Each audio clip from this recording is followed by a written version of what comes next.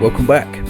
If you like the sound of a series of upcoming videos based on the mysteries of Devon and Cornwall, please stay tuned. We have loads of content coming up from our tour of Dumnonia, where we visit ancient inscribed stones, churches, Bronze Age and Neolithic settlements and monuments on Dartmoor, and much more relevant to the matter of Britain. Enjoy!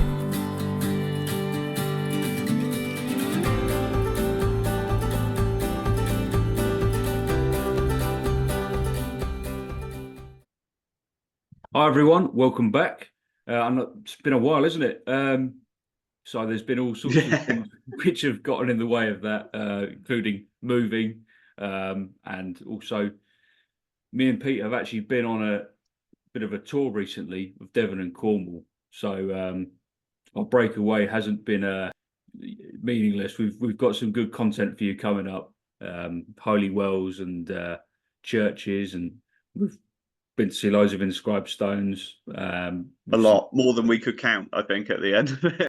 You know, things on Dartmoor as well. We've got some great stuff coming up on Dartmoor, carrying on from what Pete was talking about with hydraulic surface mining. So I've been up, and you know, we've got some real close-up footage of the things that we've been talking about with that, which so really interesting stuff. We went to Grimspound as well, didn't we? And it's just there's so much coming. No, I've been spending a lot more time just looking at the settlement buildings at the Bronze Age stuff on the moor, and it's kind of anomalous compared to other Bronze Age sites in Britain, and I don't know if that really gets talked about a lot. So I'm really looking forward to showing some things in the videos, and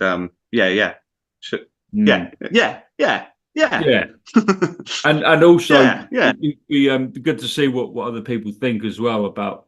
We'll talk about the official mainstream narrative of what is presented as what these sites represent and what certain aspects and features represent versus what you feel about it, because we'll talk about that at the time. And it's great because the evidence is there on the ground to look at, so but it's there for everyone to see, so that's a really interesting aspect of it. So cool. Absolutely right. So today we're talking about the holy wells that we went to go and see, but we'll just basically talk about holy wells in general today, and we're gonna go over the holy wells which not only that we visited on our trip in Devon and Cornwall, but also some of the sites I visited earlier in the year up in North Wales as well. Some famous holy wells up there. So we're gonna add those in and just have share the content of the site visits and have a little bit of conversation to the side. So a lot of what me and Adam were saying when we were away is that there is actually loads to see, and we often sort of see these things as just sort of little touristy things of local interest, but really they can have a great historic interest for the entire country, really. And this is sort of our history, and it's right there on our sort of doorstep to be explored, really. And we had a great time looking at these places, and we were really blessed, I think, that we went to St Clether's Holy Well first as well, because it was a great introduction. I think it's the oldest, and well, I say the oldest, definitely the biggest in Cornwall, one of the best preserved. I think the archaeological evidence is that there was something there in the 6th century. So we're not talking about, a medieval holy fraud or a 19th century folly or something like that. This is the real deal, which has just been worked upon and restored and kept nicely by the local people as well. And the feeling of the place is fantastic. But should we have a look at some video? This is already up on the channel, isn't it, Adam? Yes. So you sort of parked at like this part of Cornwall in North Cornwall, just northwest of Bodmin Moor. All the settlements were down in tight little valleys. You got the real feeling that these people were hiding from pirates in the past. The the high areas were just sort of plains of farmland and moorland, and then you just drop down into these little narrow valleys, and you come into beautiful villages. The church was sort of right by the road, and then we walked down this beautiful path down the valley before coming to this little complex. I had this well out the back here, so you could access it if the chapel was locked, and then the water flowed into the chapel and I assume under the altar before going out the other side. Yeah. And this is just us coming around now into the main chapel building. It's a bit jumpy.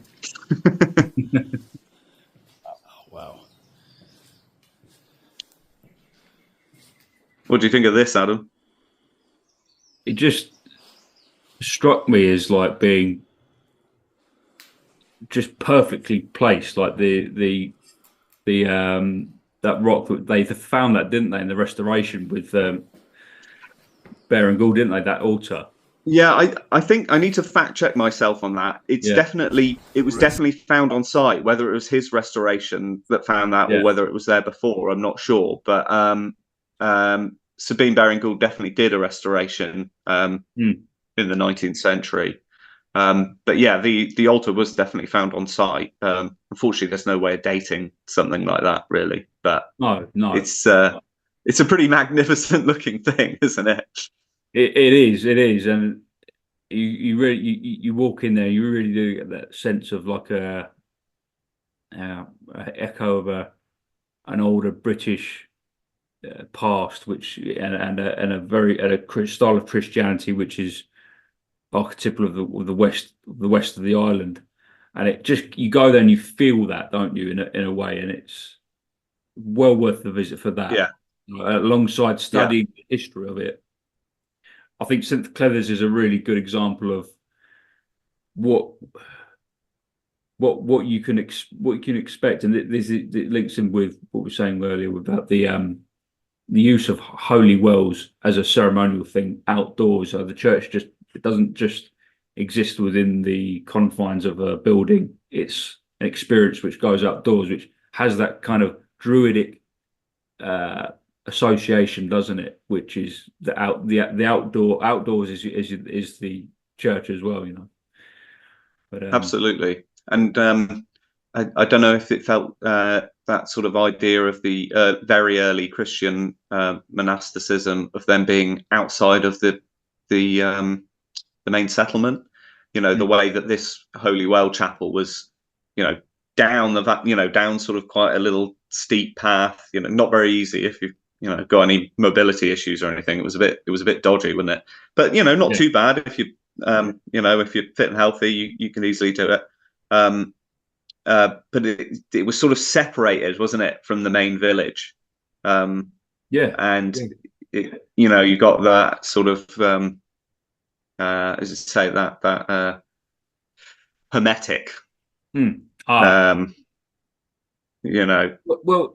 practice to it. It has, and it's interesting you mentioned it. I've spoken to a Druid friend yesterday who told me that at St Clether's there is actually like a bit of a cliff carved out which was a hermitage at one point, which is literally around. Yeah, well, there was some pretty interesting outcrops in the valley, wasn't there? As we walked down there. Yeah. It's just, so it makes sense that it's an ancient monastic site. And another thing which links it with that ancient tradition is something that we'll get onto in this video after Pete's just given us a little description. St Clethers in Cornwall, which is dedicated to St Cletherus, who's recorded on the Cornish list of Breccon's children. It's got this fabulous altar, massive granite altar, which was found during the restoration of the chapel by Sabine Baring Gould. They reckon the foundations go right the way back to the 6th century. And it's the biggest Holy Well chapel in Cornwall, I was just reading. It's an absolutely fantastic place. Amazing feeling here, really beautiful little valley. And we're just going to go up and and have a look at the church as well. So the little document here, St Clether's, it says that they've got a ley line running through the chapel, and on each side, so I've just got the dowsing rods. and I'm going to give it a go. So I think outside might be best. Yep. I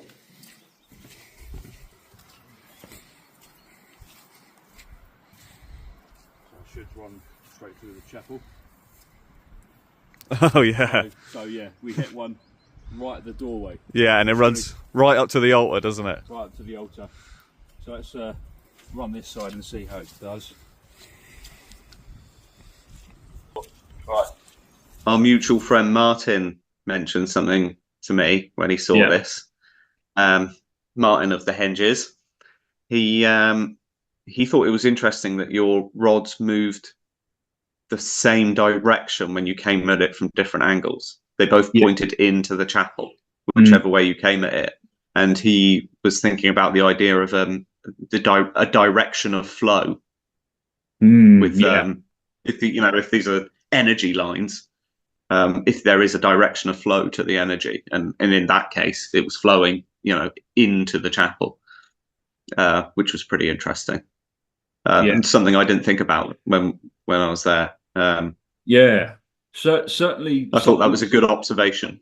Yeah, absolutely. And I've heard Gary Biltcliffe talk about the flow of energy with these ley lines, and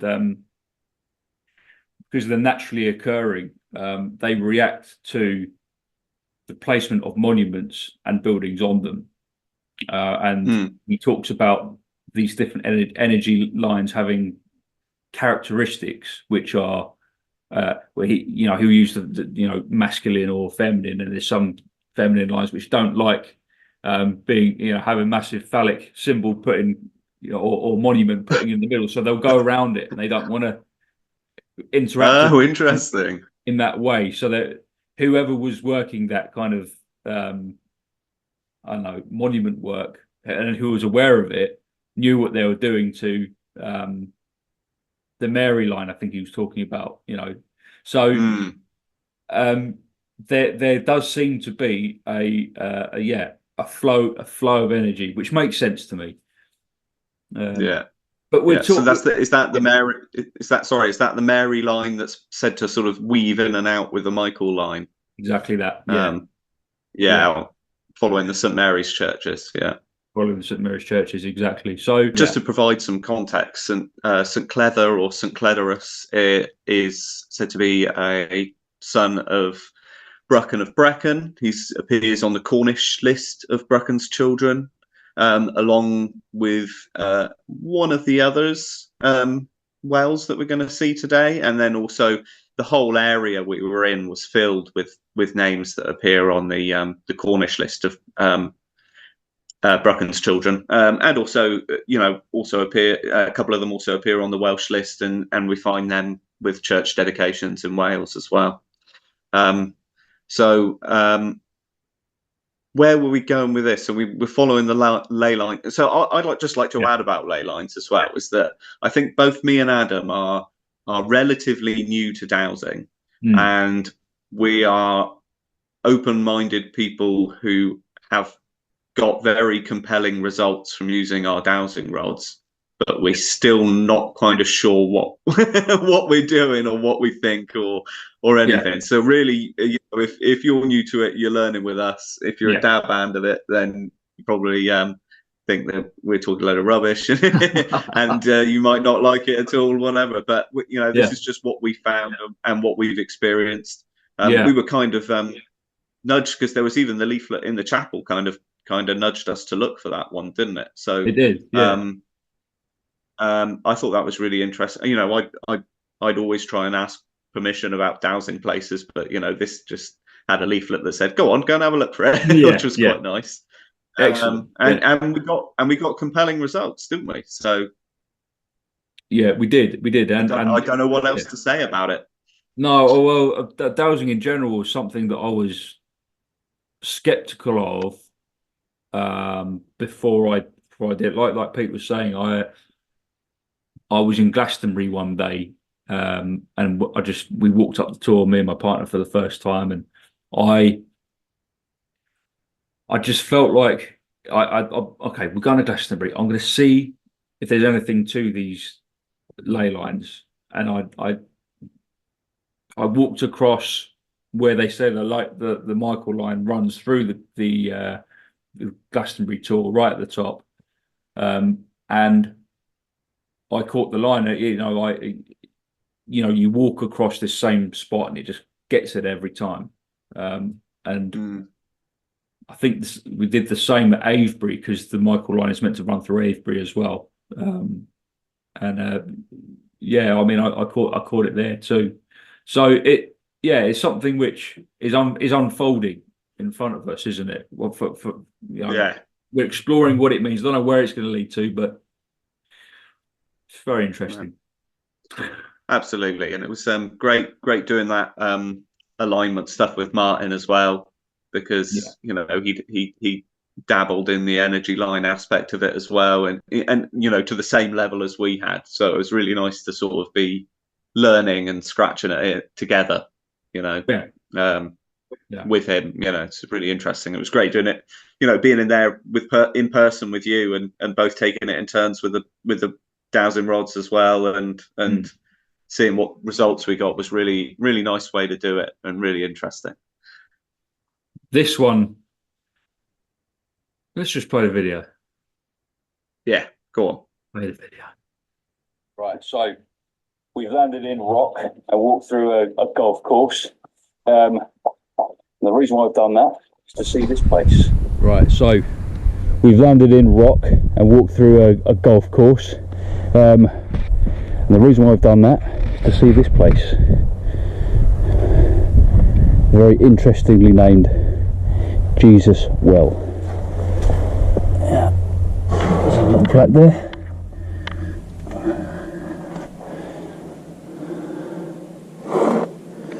It's a lovely little well, isn't it? Yeah, gorgeous. Sure is.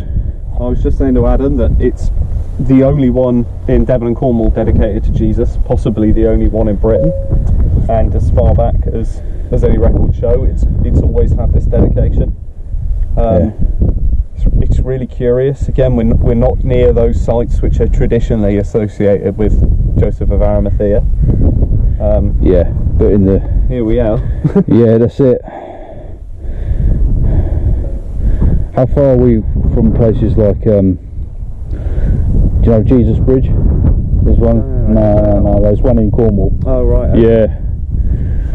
So I mean, we're on the north coast rather than we're on the south coast. Yeah. Where St Justin Penwith and Bude and not Bude, sorry, Lou, which are associated with Jesus and Joseph of Arimathea. But it's definitely worth the visit. Yeah, absolutely. It's a lovely little well. Yeah. A lovely location, really. It is. Except for the golfers.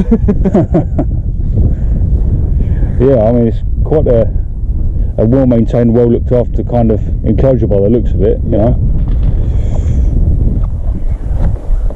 There we have it, Jesus Well. I think you probably heard me saying it's the only one dedicated to Jesus, as far as we can work out. Yeah. And the other point I was making is that where Jesus is sort of associated with Cornwall, and with Joseph of Arimathea, it's normally on the south coast. So it's quite interesting that this site is on the north coast. It's between two parishes near Rock, as Adam said. One of them is St Minver, and the other is St Endelion, who are again, like St Clether, on the Children of Brecon list for Cornwall. Minver, I was just reading, is apparently the Cornish version of Guinevere, which I thought was interesting. But I'll double check that, because you often get a lot of mistakes and fallacies. But I thought that was interesting. And and Delion, it could be, I think the saint's name is Endelianta, possibly, and I think is a daughter of Brecon. But yeah, this whole area, I mean, the fact that it was a golf course kind of spoiled it, but the sort of dunes around there and the cliffs and the valleys, it had a bit of a feeling to it, didn't it, Adam? There was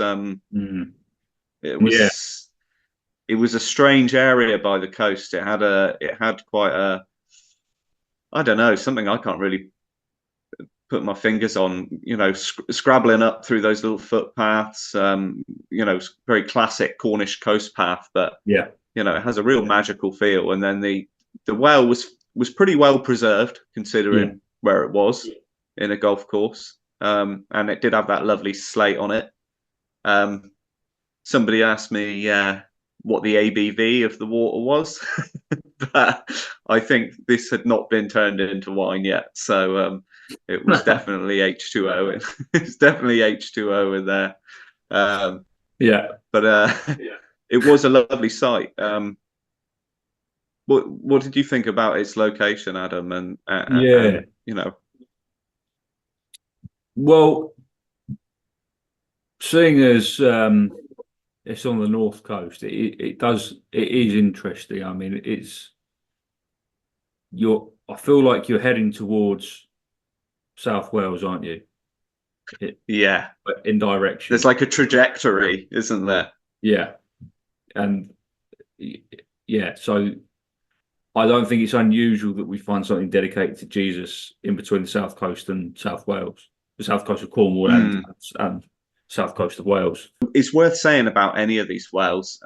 There's some really great resources online on Facebook. There's some Cornish Holy Wells Facebook groups that are worth looking at. Some really, really smart people on there who'll give you really good advice about, you know, visiting them and you know, the safest and best way to get to them and how to treat them and all that sort of stuff as well. Not to mention the history as well. As well, I'm going to say "well" quite a lot of times.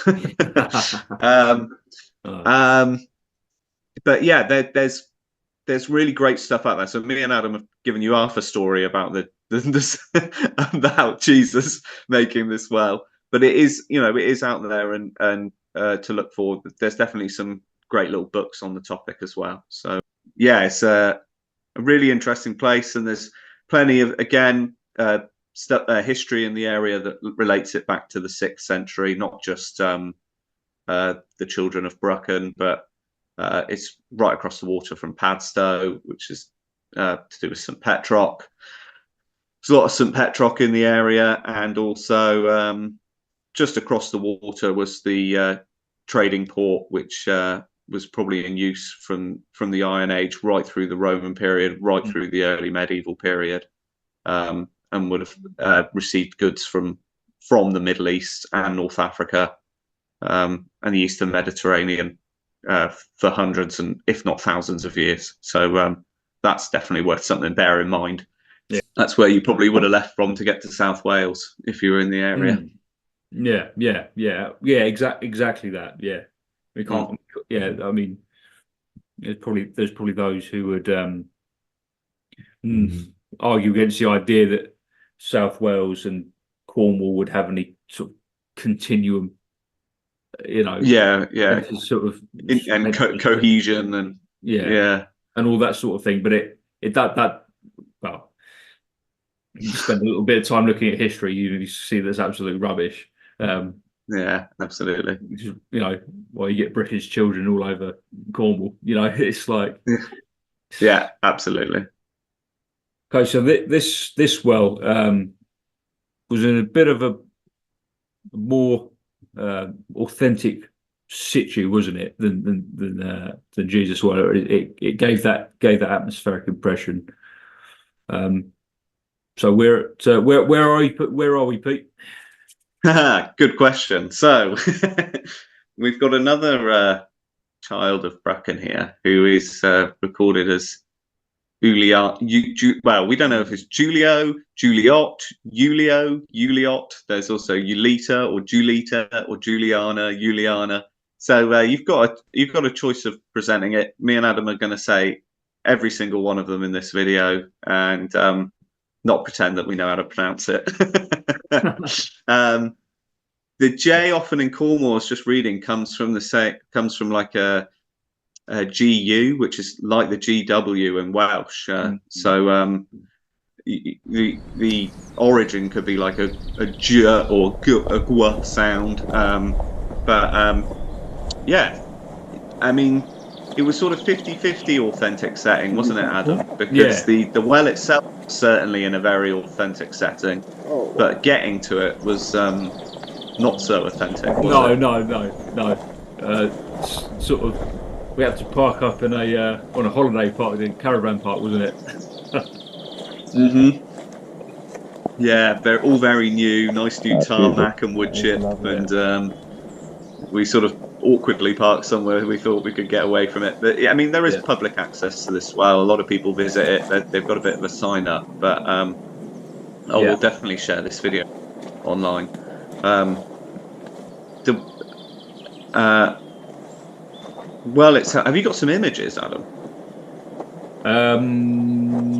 No, not on this computer, but I can probably throw some up later on.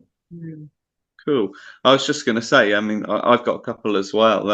Awesome. You came down this path here, as we can see, and you sort of turn in, and the well is just behind that stack of logs on the left there.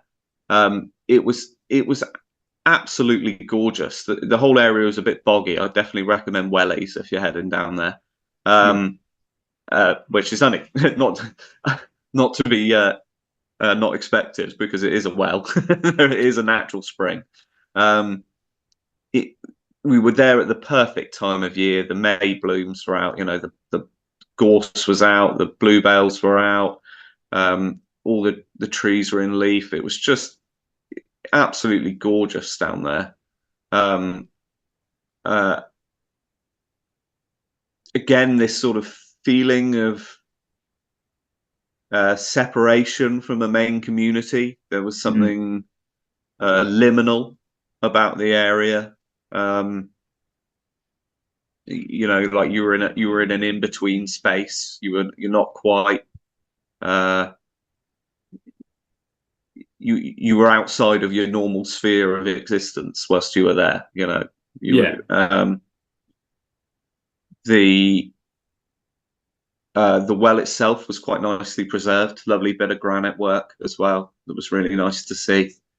And I think we just stood there and chatted for ages, and I think we could have stood there for ages, couldn't we? Yeah. In terms of having a setting for somewhere which you could hold ceremony, or, you know, have council, have just somewhere you can connect with. Cultural setting but also in nature and in a natural setting as well. It just harbored a great sort of energy for that kind of activity.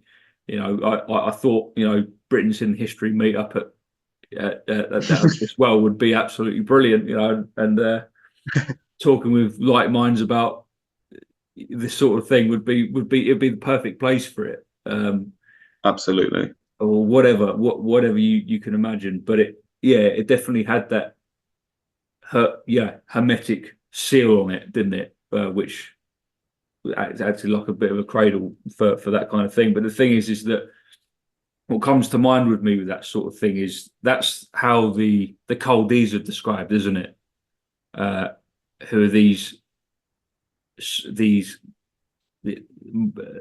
leaning more on the Gnostic side of British Christianity in the early days, who absolutely but lasted until the 12th century. There's a tradition that ended in the 12th century with the Chaldees, and their contributions to society, the church and community were out in these hermetically sealed spaces out there where you sought them. You know, that they were essentially the remnants of the Druidic kind of culture.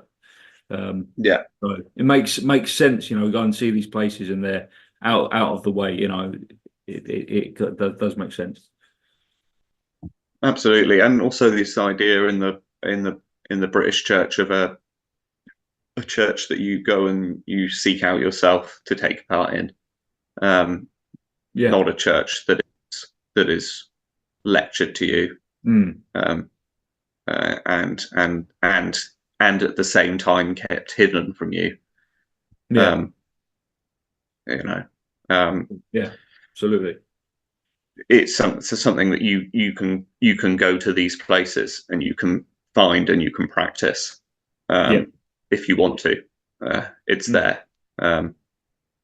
and even now. Yeah, yeah, absolutely. Even now, absolutely. And I certainly felt that, I was aware of like time and how much time we had to travel and where to go. But if we were like, oh, do you want to just sit here for the rest of the afternoon? I probably just would have said yes.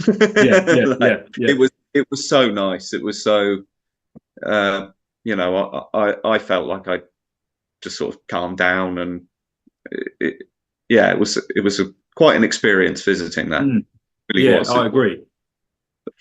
I normally like to engage with things intellectually. I like to see something and take part in it, and wasn't really anything like that there. But nevertheless, it really took hold of me in a way that I wasn't expecting.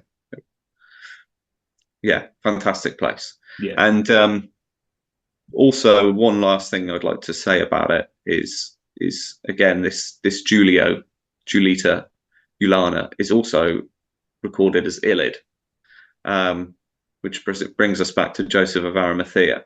But we will go into depth on that a bit further in another video coming up. Another video, yeah, absolutely, yeah. Excellent. So around March, me and my partner Alex, we went to North Wales for a little holiday, and I took that opportunity to go and see a few sites, as you do, and I was quite interested in seeing some of the holy wells, and Alex really wanted to see the well of St Winefride. So that's down to her actually. So that's a nice one. And that's in a town called Holywell in North Wales, and it is there's quite a lot of emphasis put on this place. That it's described as the Lords of Wales, and that's because St Winefride, whose story, she was a young lady who essentially rejected the advances of a knight who, in rejection, didn't act very knightly or chivalrous at all and chopped her head off. So we've got which is the decapitation motif in Welsh myth. Decapitation quite a lot, see Gawain, the Green Knight, and everything. So it's quite a pertinent motif. But she was a martyr, and there was a well there for I think the seventh century or something like that. And then there's a sort of 14th, 15th century face shot on the outside of that, which I'll show in a minute. But it's a Catholic. It's a place of Catholic worship now, and it is quite busy. Its own brand. It's got its own narrative. And well, I mean, if you've managed to assign yourself the name the Lords of Wales, then that's a hell of a bit of branding for a site like this, isn't it? Lords obviously been famous for numerous healings and sightings of Virgin Mary and other goddess type apparitions. I really wanted. So I think Adam put this one up as a short, as you said, around March time, wasn't it? So, but I wanted to talk to Adam about this because we sort of chatted in private, but I thought it'd be a good thing to have up on the channel to have a talk about as well, especially as we're talking about Holy Wales. We should have a look at the Lords of Wales. The Lords of Wales, indeed. I think one of the things which got it that title was the fact that I think there's over 80 chapters of miracles recorded attributed to St Winefride. 80 chapters. Yeah. Wow. Okay. So God knows how many how many that is, but there we go. We're at a pretty significant place for Holy Well culture. Yeah, I think there's a place in Cornwall called Holywell as well, and that's think that St Cubby's well is in Holywell, I think. There'll be another one with the North Walian link as well. Cool, that's interesting geometry. Beautiful. Yeah.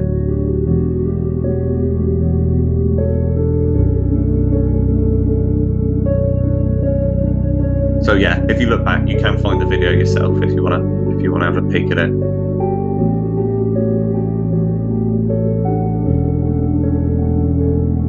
So is this in North Wales then? Yeah, that's in North Wales. Yeah, it's near.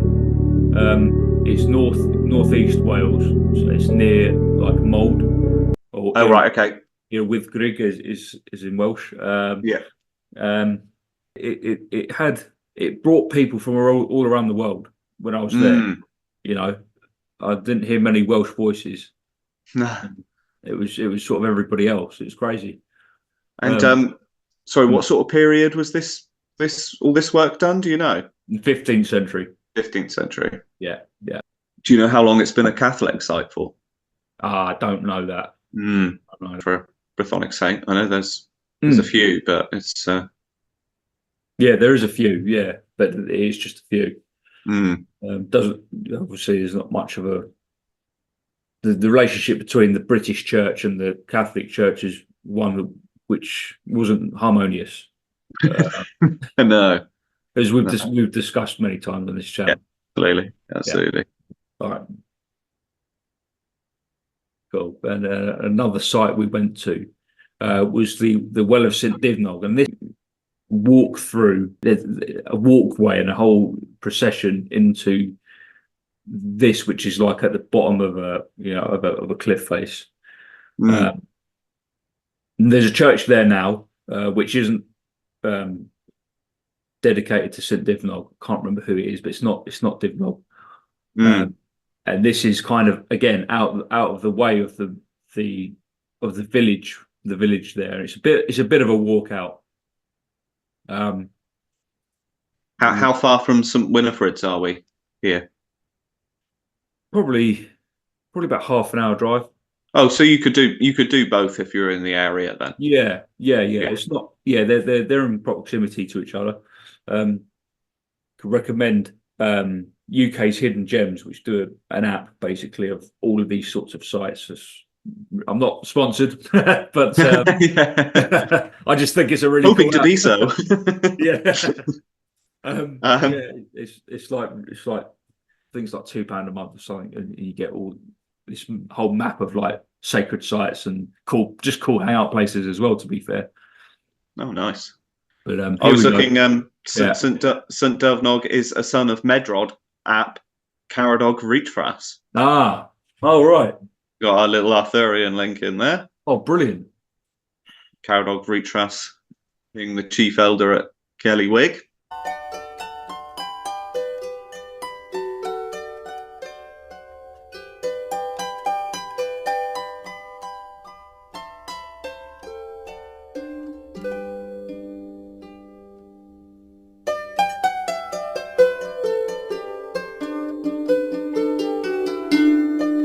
Do you know when this sort of work was done, Adam?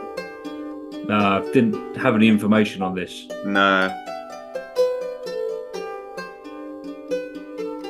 Say, I imagine with a lot of these wells seem fairly, a lot of people are interested in them, so I'm sure a good Google, you should be able to find out sort of things like that. I love how different this is to Winifred's. It's clearly well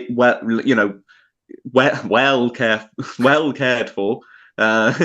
Looked after, maintained, but in a completely different fashion. It's not. I think with Winifred's well, seems like it was something which was outdoors once, and it's now got a shroud over it. Now, but this is still out in the elements, and you really do feel like you're, walking where Druidic coldees would have been. It's got that kind of. It's a grove. It's got a feeling of the grove. Yeah. there were yew trees everywhere. So I'm pretty sure that, Wow, yeah. you know, as we get with so many of these old British churches where they've got hugely ancient yew trees there, Yeah, which are definitely associated with the Druidic culture. absolutely. But yeah, we're talking about a Christianity which revered the element of water, amongst other things, that baptisms of all sorts, but the ones where when we're talking about water, it's not just coming from a font like you get in most other traditions. Yeah, this is it has to be blessed first. Yeah. Absolutely. Exactly. This is holy from the source, isn't it? Just to speculate a bit, do you think this is sort of one reason why early Christianity gelled could have possibly gelled well with the Druidic religion, that there was this understanding of the importance of water, not only just in the practices, as you say, like baptism, but also as part of the spirituality itself, the belief system itself. The belief system itself, exactly, because it doesn't do away with a reverence for the elements, in some ways that we see, which you could say is kind of trying to disconnect people from matter, if that makes sense. I hope I'm making sense, not just talking waffle there, but it's it's what we do. It's what we do. Maybe just a little bit, yeah. But is a syncretism with the elements. Absolutely, yeah. Which corresponds with the syncretism the Druids had with the Essenes and the early Christians, which birthed the tradition of what people commonly known as Celtic Christianity or British Christianity, however way you want to see it. Insular, whatever. Insular Christianity, Caldi Christianity, which had all these syncretisms with these earlier practices, which I think is extremely unique. And I think we're very lucky to be able to go and see these sites and how they've been sort of preserved over the years, even with the handover of power in the 11th century to Rome. Even the British Church reluctantly sort of half-assed bent the knee to Rome. I'm sure they would have kept many of their styles and traditions alive, and it was very piecemeal, wasn't it? Yeah, exactly. Yeah. And I think I was just going to add, I think about these sites, I think that the part of the reason they've survived the top-down power changes is because of the grassroots practice of local people maintaining their traditions. Right. That's why they've survived and remain intact as much as they do, is because of how local people have changed things. Despite you always talk about these grand movements up top, but it's the normal people practicing their faith and their beliefs and their traditions in the same way. And you can find there's still holy wells in Cornwall which are a part of local festivals where which people take part in, which is amazing. It's wonderful, and I'm sure skeptics would like to say, oh, these are only a few hundred years old, but we don't know how old they are. The elements could go back thousands of years. So and I think it's really important that we have some awareness of these sites and we help sure that we keep them safe and maintain them and treat them with respect and reverence that they deserve. Totally. Yeah. Because there's always someone wanting to take that away from you, or make you forget it, or whatever. And it's like, as Pete says, this is down to us to acknowledge them, respect them, and talk about them, raise awareness. This is all a sort of group effort, isn't it? So, yeah. So have a look around, see if you can find some holy wells. Yeah. You know, treat them with respect. Me and Adam failed to get to one because it was in the middle of a farmer's field, and it was in Davidstow, and they make cheddar in Davidstow, and I'm not interrupting a farmer making cheese. It's against my religion to interrupt anyone making cheese. So we decided best to, you know, not just storm in on the land uninvited, but we got to see some other stuff instead. So, but yeah, get out and have a look, because they're absolutely stunning places, and we'd love to see some photos and videos of anything anyone gets as well. Please do, indeed. Yeah, get in touch on Facebook or here, or send us an email or whatever. Excellent. Well, hope you enjoyed that. As we said, we've got lots coming up from our trip, which covers lots of different topics, which is all relevant to the wider sort of scope of interest for us. So yeah, stay tuned for that, and thanks very much for watching. Yeah, cheers, folks.